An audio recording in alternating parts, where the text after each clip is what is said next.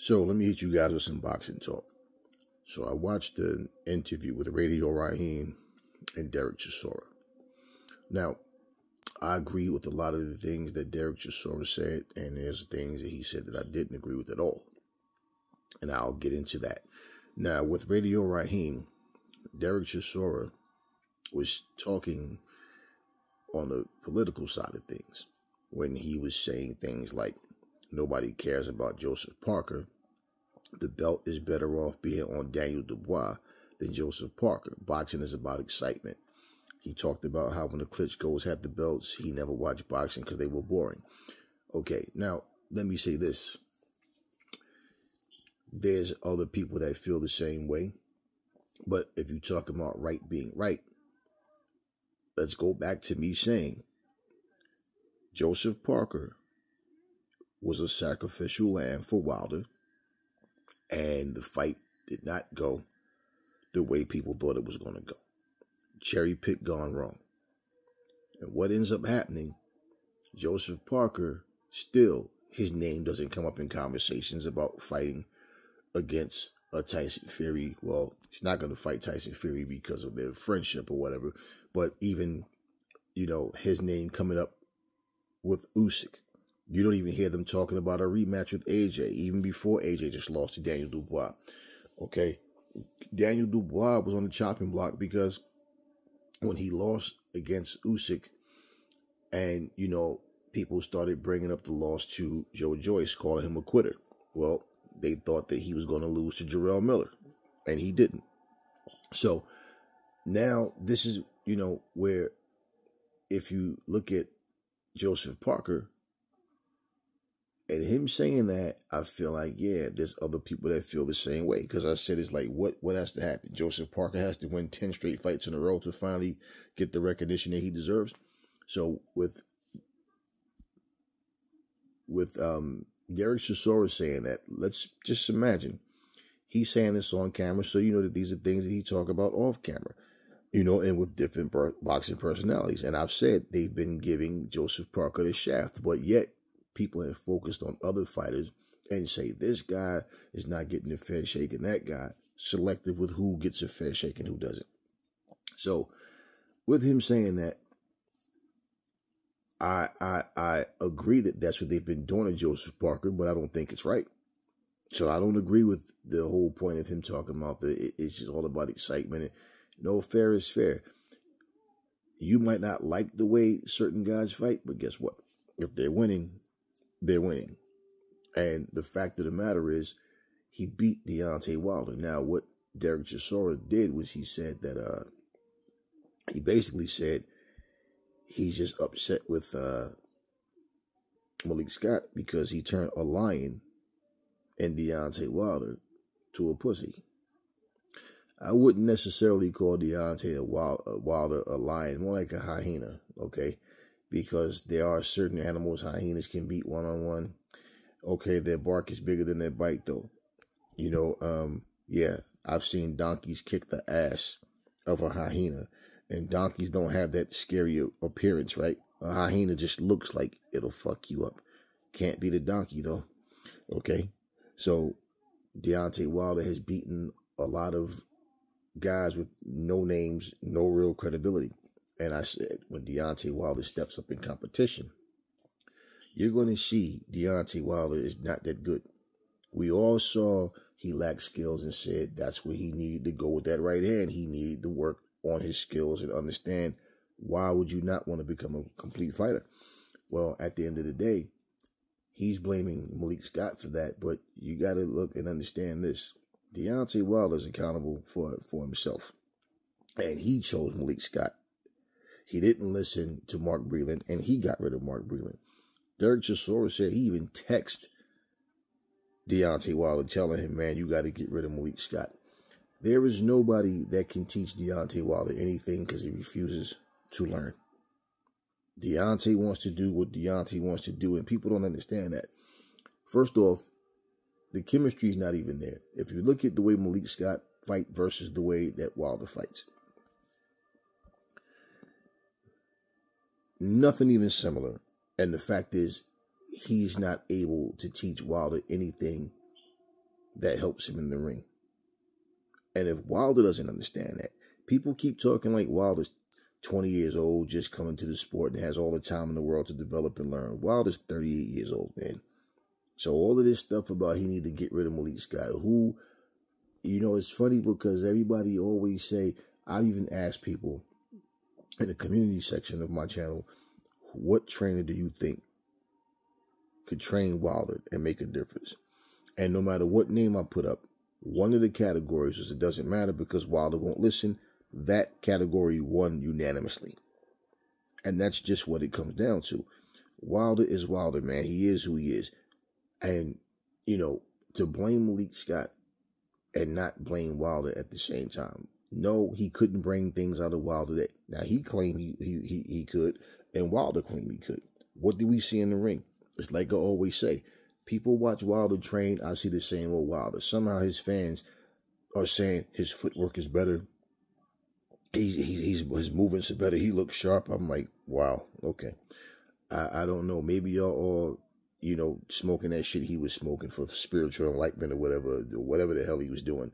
Maybe y'all doing the same thing because Wilder is just Wilder.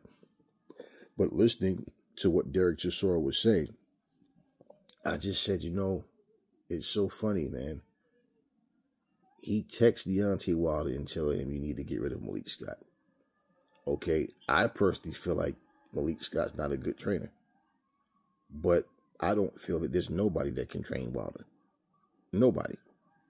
You know, certain guys that you look at and you look at their training style, you think that style is more suitable for that particular fighter, or this particular fighter.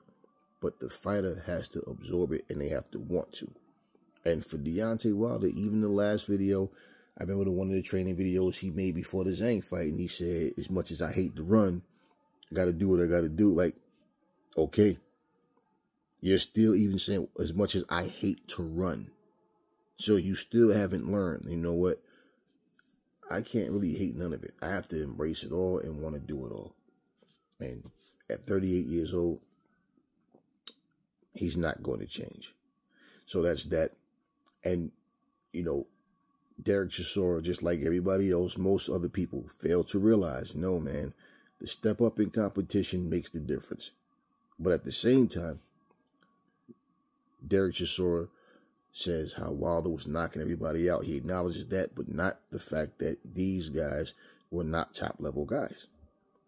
So, yeah, when you watch Wilder, he's talking about the excitement. He tuned in to watch Wilder because even if Wilder lose the first 3-4 rounds, whatever, you know somebody's going to get knocked out. Yeah. And we said, okay, Wilder, we know you can knock out C-level and D-level guys. Let's see what happens when you step up to fight top-level guys. And I told you all, that's when you're going to see a difference. So anybody can go in the ring and lose. Any fucking fighter. This is exactly why when we see people train, you know, we see like what type of mindset they have approaching their training and all that. You kind of get a sense of, you know, how they going in the ring, what approach, but you still can't even go by that until that bell rings. So right now, you could take any fighter. Like if Terrence Crawford loses his next fight or something, people are going to go, oh shit. Especially if he went in and looked bad, right? Talking about what you did versus what you're doing now are two different things. And that's with every fighter. No fighter can beat Father Time, okay, unless you get out the game before Father Time taps you on the shoulder. Otherwise, your weaknesses will show. Things that you do, you know, wrong will be exploited in the ring. You know, hey, the reflexes are not there anymore. The hand speed, the footwork, the punch resistance, something is not right. You know, you can have everything the same and lose just one of those qualities. And that one thing you lose might be enough for your opponent or certain opponents to take advantage of. And, you know, he called Wilder a pussy. It's funny because when I said, I see the same Wilder, people don't understand. A fighter knows when he's stepping up in competition. That fighter in that ring, the little subtle things.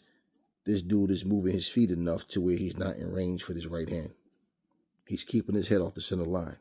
He's throwing punches on angles where I can't get in. He's countering my shit. He knows what I'm going to do before I do it. They don't have those problems with lesser fighters.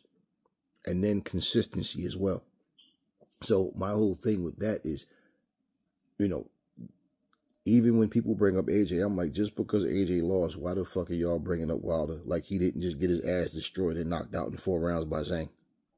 Why y'all bringing up Wilder like he didn't just get shut down and outboxed and lost every round to Joseph Parker?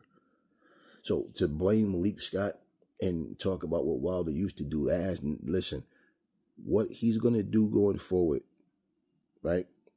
And we know Wilder don't want to stick around for a much longer time. Wilder's trying to find himself in the title picture one way or another. How do I do that? He's not going to fight the most dangerous fighter out there to do that because he has everything to lose. Now, if he can get in there with a guy that's going to be a big, big payday for him, okay, he might take that because why? Well, at least if I lose and it's my last hurrah, I got a big payday.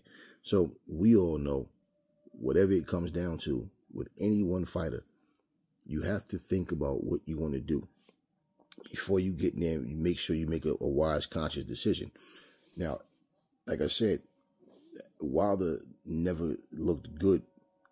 He never came back and showed, okay, I'm better than I ever was. Or, you know, we seen AJ go through his shit, then came back and looked spectacular in 2 different fights. Come back in this fight with Dubois, and it was like, what the fuck happened, AJ? And the first thing started coming out of people's mouths. Y'all saw the videos. Y'all saw the thumbnails. AJ should retire. Maybe he should. We don't know.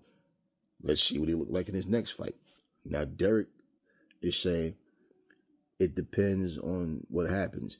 If he goes and fight Fury, it's still going to be, yeah, but you lost to Daniel Dubois. That's the win he needs. And this is what I'm saying. Even if he beat Fury, even if he was to beat Usyk, it still doesn't erase the fact that you lost to Daniel Dubois.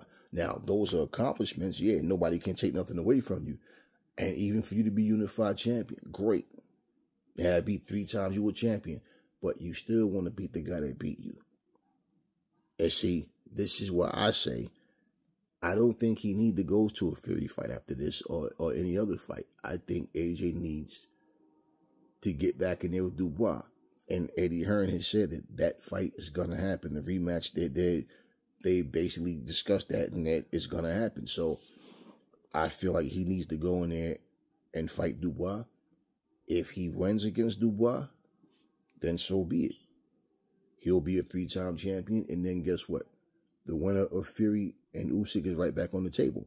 Now, when Derek Chisora says, Radio Raheem rather says, does he think AJ should go into the fight with Dubois, or should he wait it out and see what happens with Usyk and Fury? That's when Derek Chisora responded with, it depends. You know, and he brought up the point of even if he fights Fury, he still needs to, you know, go back and get that revenge against Dubois, which I agree with. But I don't agree with the fact that AJ should get a fight with Usyk or Fury over Dubois, because Dubois beat him. And that's the position that AJ was headed in. And guess what? He lost. So no, I don't think he should get the fight over Dubois. This is why, instead of sitting back waiting to see what happened with Fury and Usyk, nah, let me focus on this dude that just beat me so I can go back in there, correct that wrong, and then earn my spot to get back to there. That's the way it should be. And that's the way I see it. Now, that all being said, for Chisora to say Malik Scott turned Wilder into a pussy, no, he didn't. Wilder turned himself into a pussy. Malik Scott just couldn't do anything to prevent it. And the reason why Wilder turned into a pussy is because Wilder was hyped up and was fighting nothing but low-level guys. And as soon as his ass started to step up, we see what happened to Deontay Wilder. It's as simple as that. So for all of the people making videos saying AJ was always a hype job, and it's funny because he accomplished a whole lot more than what he's more accomplished than Wilder for sure, and fought way better competition. So how the fuck can you call AJ a hype job, but Wilder's not? This is just reality, man. You step up in competition, you see the difference. So, you know, the same way people are sitting there going, oh, AJ got stretched. Yep, he took his little splish splash. Yes, he did. We gonna act like that shit didn't just happen to motherfucking Wilder. And you know what's crazy? Wilder went down and didn't get up. Wilder was gone. Wilder was stretched. AJ got dropped several times. He fought a stupid fight, and he got his ass whooped. Simple. What was Wilder's excuse? I mean, at least AJ's not walking around talking about cryo chambers and costumes and all this other goofy shit. Got his ass whooped. Wilder got his ass whooped. But AJ was on a better path. And at the end of the day, all these Wilder fans and different people were saying Wilder should just retire. Now all of a sudden, it's like, let's keep hope alive. Maybe he can beat AJ now. I said a couple of months ago, same thing, that they probably feel like maybe he can beat Fury now after Fury lost to Usyk. And people keep thinking because Usyk isn't as big of a puncher as certain guys that if Usyk can beat him, then Wilder can beat him. No, let's not forget. Fury already took care of Wilder way before Usyk came along into the heavyweight picture. So guess what? None of that has anything to do with anything. Fight by fight basis. But I just felt that it was interesting that Derek Chisora said what he said, because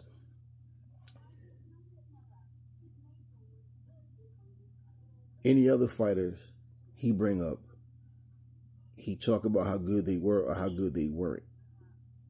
Somehow when it comes to Wilder, people just can't be honest about what they saw.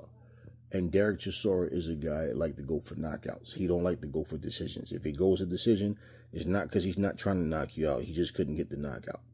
So he respect that type of style. You know, go walk your man down and get him out of there. Even as a puncher, Wilder still was not a complete fighter. And this is one of the reasons why nobody talks about Wilder's fights. They just talk about how many knockouts he has. And the only fights they talk about, the only fucking fights they talk about is Fury, and they'll talk about the fights with Luis Ortiz. That's it. They don't talk about Stavern. You know, I mean, he folded him, made him do the accordion fallback. But at the same time, what I mean is nobody sits back and talk about classic fights with Wilder. Wilder fought this guy. Wilder, they don't do that. He doesn't have that kind of career because he knocked out a bunch of guys that meant nothing. And it just so happens that one of the guys that most people say took a dive against him is his goddamn trainer. Hey, go figure.